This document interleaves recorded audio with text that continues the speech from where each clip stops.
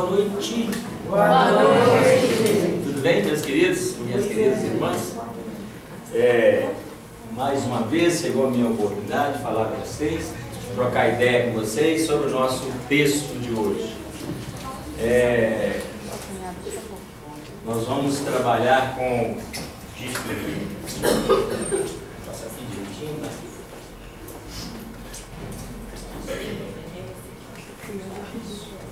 Bem, o texto é mediunidade. Então, seguindo o nosso costume, nós vamos fazer a leitura para uma certa fixação da proposta. Cada um dos nossos colegas e colegas pode ler uma parte, depois nós vamos trocar ideia sobre a proposta do Chico, trazida a nós através do Bacelli. Ok? Então vamos lá. Primeiro parágrafo. Quem se... Sem dúvida, mediunidade é importante, mas não mais importante que qualquer outra atribuição do serviço que nos tenha sido designada. A ideia do bem carece de mãos ativas e operosas para concretizar-se.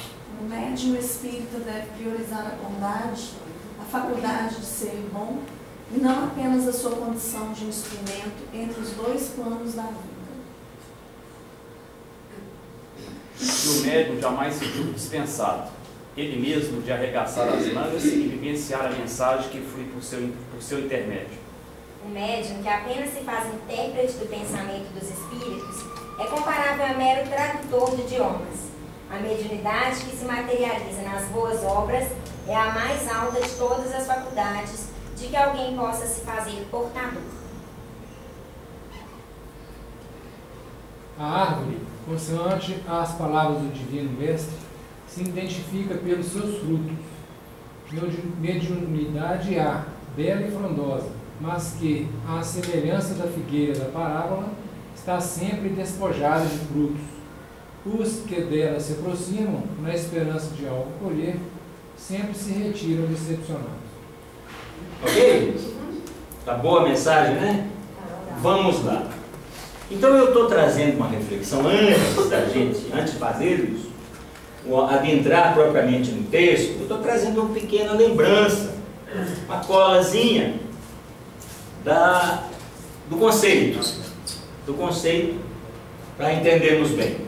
Então, a mediunidade é a faculdade humana pela qual estabelece as relações entre os planos, entre o homem e o espírito, né? É uma faculdade natural, inerente a todo ser humano, por isso não é privilégio de ninguém. As ações mediúnicas não se dão apenas em reuniões, elas se dão no dia a dia das nossas vidas, não é? Vivemos, a razão por que elas se dão é o fato de que vivemos ligados entre os dois mundos, não é? Então o exemplo que nós procuramos colecionar para trazer de mediunidade é o mais vivo, é o Chico, que é o maior que a gente conhece depois do Cristo, que foi realmente um médium extraordinário. Então vejam bem, esta é uma proposta. Mediunidade é isto, né?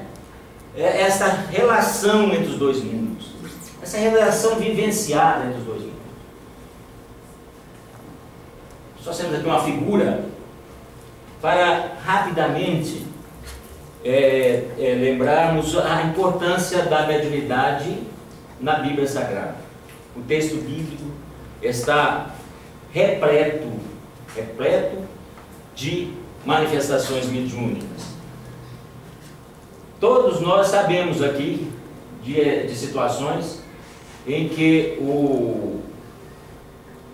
a manifestação da mediunidade está expressa no texto. Vamos lá, por exemplo, no Velho Testamento. Moisés, quando recebeu da espiritualidade, que ele recebeu de um espírito, as leis das 12 tábuas. Assim aconteceu com Jacó, assim aconteceu com Abraão e com todos os outros. Eu trouxe aqui 2 fatos relevantes para a reflexão de cada um de nós. O Saulo, a passagem de Saulo no caminho de Damasco, né? Quando aconteceu aquele episódio maravilhoso que ele deparou com o Cristo, e o Cristo disse a ele: Saulo, Saulo, por que me persegues? Né? Por que me persegues? Aí ele: quem é, Senhor? E tal, aquela situação toda, o que quer que eu faça? Ele falou: agora. Ele então foi a... O que o Saulo ia fazer naquela caminhada dele? Ele ia perseguir um cristão, Ananias, que morava em Damasco. Então, é um fenômeno extraordinário. Eu só colecionei 2, podia ter colecionado 20, 30 fenômenos, todos inseridos dentro da Bíblia.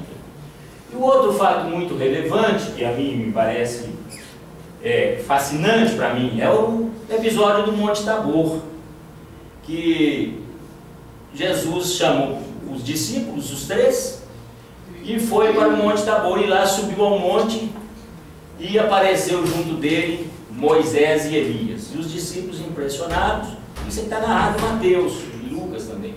Impressionados, o Paulo era mais aflito, assim como eu, aflito que sou também. Senhor, se quiseres, posso construir aqui uma tenda. Ele apavorado com aquele fenômeno que ele assistia. Vamos construir uma tenda aqui, uma para o Senhor, uma para Moisés e outra para Elias.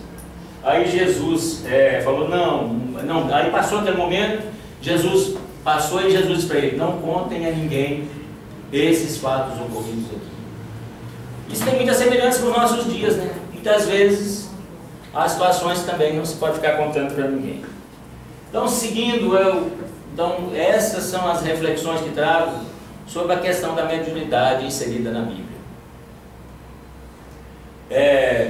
O irmão Odilon Fernandes, muito estudado por nós aqui, transcreveu esse conceito também sobre a mão de Bacelli, que eu também fiz questão de trazer a vocês essa reflexão. A mediunidade, o irmão Odilon Fernandes diz o seguinte: é uma percepção que coloca o homem em mais profunda integração com a vida, para além da estreita janela de seus 5 sentimentos. Muito profundo, né, gente? Né, Madá? Muito bacana. Porque um homem coloca o homem em mais profunda integração com a vida, para além da estreita janela de seus 5 sentimentos. 5 sentidos, né? Eu queria saber se vocês estavam atentos. Está todo mundo atento, né? Bem, então, nós trouxemos essa figura, escolhemos essa figura, para exatamente, para mim, me pareceu essa reflexão, essa integração, essa luz de fora, trazendo até o espírito, a claridade, a clarificação, a iluminação, né? Que todos esses sentidos, ampliando a nossa capacidade de sentir. A Helena tem falado muito sobre isso aqui, sobre as questões das dimensões novas que estão sendo vivenciadas por nós nesses momentos. Bem, então vamos agora, depois das reflexões que acabei de trazê-las, irmos diretamente ao texto do livro do Bacelli, do Chico, transcrito e psicografado pelo Bacelli. Vamos lá, ele diz: sem dúvida a mediunidade é importante, mas não é mais importante de que qualquer outra atribuição de serviço que nos tenha sido designado. Isso é o seguinte: eu, por exemplo, sempre pensei que a questão da mediunidade é extremamente importante, mais importante de todas as manifestações e tal. Então o Chico nos chama a atenção que não é isso, não. Todas as tarefas são importantes, né? Num grupo espiritualista, em casa. Eu me lembrei do filme em que o André Luiz chegou lá: eu sou médico, eu vim aqui para medicar, para atuar como médico. Ai, não, mas tem que limpar aí, tem que fazer a faxina, né? Tem que fazer essas coisas aqui também, né, Madá? Tem que fazer a faxina, tem que fazer outro serviço. Né? Então ele me reportou essa ideia do filme. Então, meus queridos e minhas queridas, a ideia do bem carece de mãos ativas e operosas para concretizar a disposição e a dedicação na tarefa do bem. Como é que vocês analisam essa questão da tarefa do bem? O que é isso? Como é que nós cristãos podemos fazer o bem no nosso dia a dia? Como é que nós podemos colocar a mão na massa? Né? Como é que eu posso colocar a mão na massa? Toda hora. Às vezes no momento mais simples. Né? Hoje mesmo na minha vida, hoje eu recebi no meu escritório uma pessoa lá de tarde que entrou em dificuldades financeiras e está desesperada, uma pessoa está desesperada, tomando calmante, tomando uma série de situações, não consegue dormir, desesperada. Então eu tive uma conversa longa com ele. E uma das coisas que eu falei foi essa. E a gente também é psicólogo, viu, Lena? Ô, Lena, não tá aqui não? A gente é psicólogo também. Mas é isso, é ter uma direção. É ter uma direção do bem. É ter uma direção do bem, a ideia do bem. A ideia do bem no dia a dia. Não é? Então lá no escritório eu falei, não, meu filho, a vida não acabou. Essas dificuldades são para serem resolvidas e você vai sair fortalecido disso. Aí eu falei, você sabe aquela historinha do burro, que o fazendeiro não queria mais esse burro, que ele era velho, não produzia? Vou enterrar esse burro, vou jogar terra em cima dele. Ela fez um buracão, mandou os empregados jogar terra em cima. O burro não prestava para mais nada. E os empregados foram jogando terra em cima, foram jogando terra. E o burro, a terra caía, subia, e o burro saiu lá em cima de novo. Então terra nas costas, muitas vezes, não é o fim do mundo. E essa pessoa que está lá no escritório, desesperada, não é o fim do mundo. Tu tem meios para resolver, eu vou ter uma dica. Tem defesa. Paciência. Não é? A minha avaliação é que eu trabalhei na esfera do bem. É um irmão em Cristo que está em dificuldade e em desespero. Cada um de nós pode trabalhar nessa esfera do bem toda hora. Mas não podia pagar um advogado, você falou, mas eu faço de graça.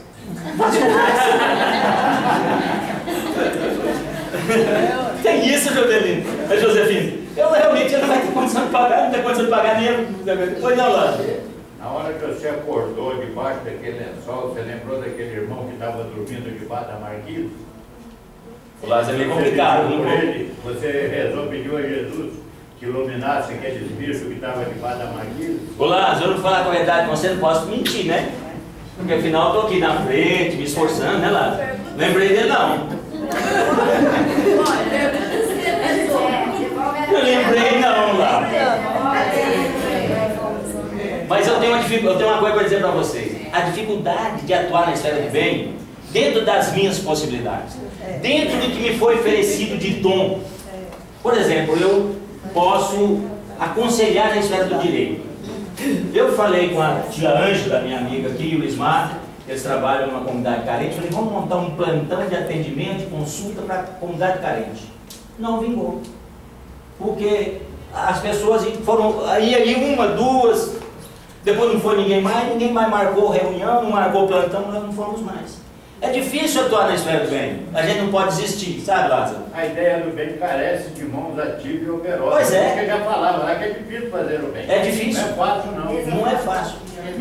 Não é? É por isso que tem que se colocar sempre pronto. É mais difícil do que fazer o bem. Eu devo estar sempre pronto. Não é difícil, não. Desafio, pronto. Desafio. Vamos lá. Então assim, o médium espírita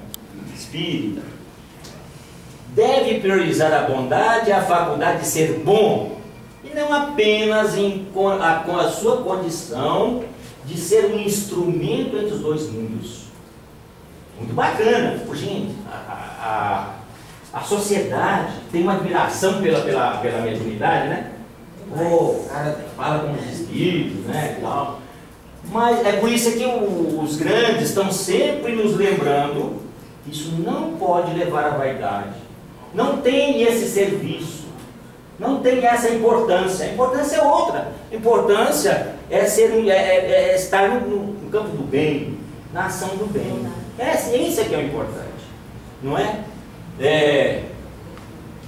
O que o médium jamais se julgue dispensado, ele mesmo, de arregaçar as mangas, viu, Lázaro?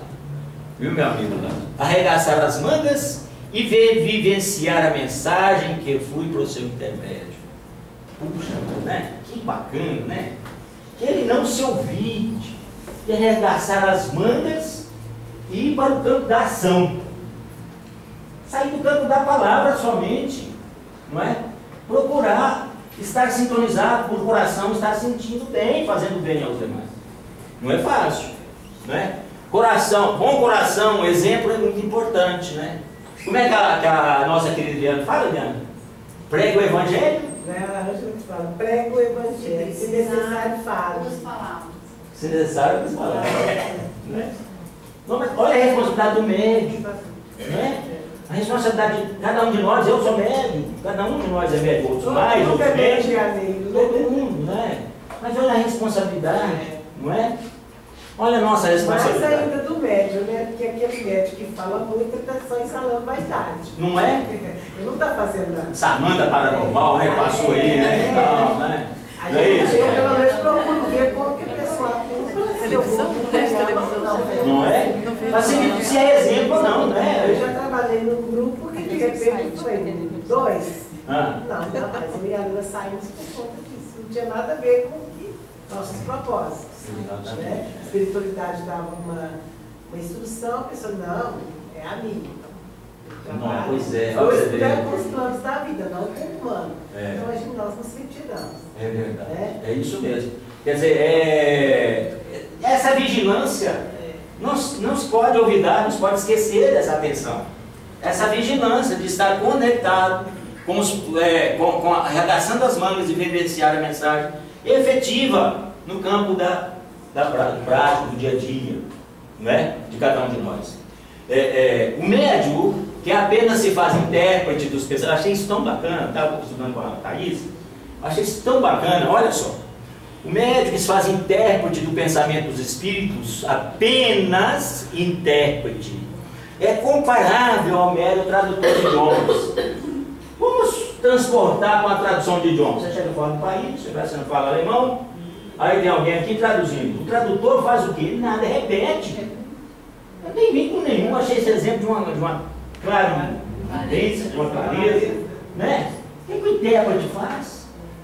Ele não só repete, né? Ele vai tentar repassar a ideia com o arcabouço que ele tem. Só que ele não tem envolvimento, né, Isabela? Não, mais do que isso.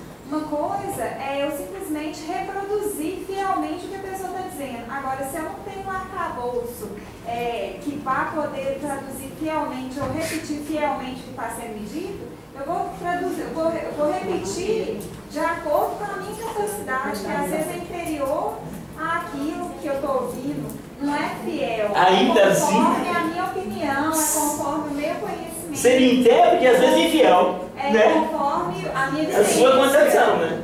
Exatamente. A minha opinião. Ser intérprete às vezes infiel. Então, repetindo aqui, a importância da mediunidade é aquela que se materializa em boas obras, né? Se materializa em boas obras.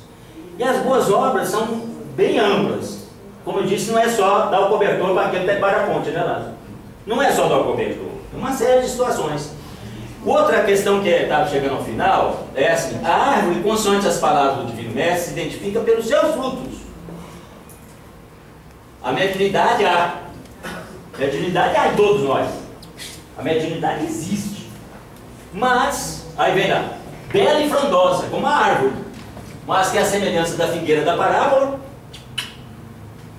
os que delas se aproximam na esperança de algo a colher, sempre se retiram decepcionados, né?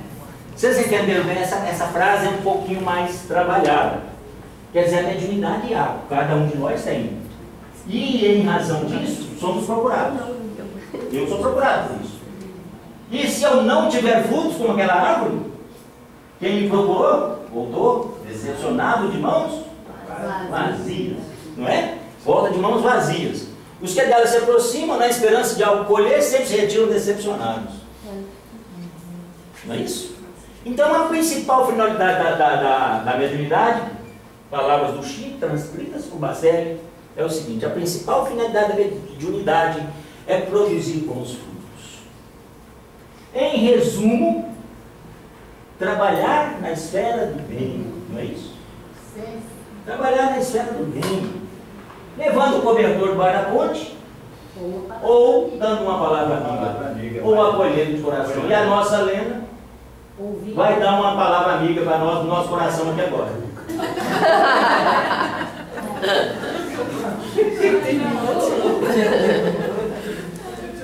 Fez aniversário essa semana, ele estava Inspirado.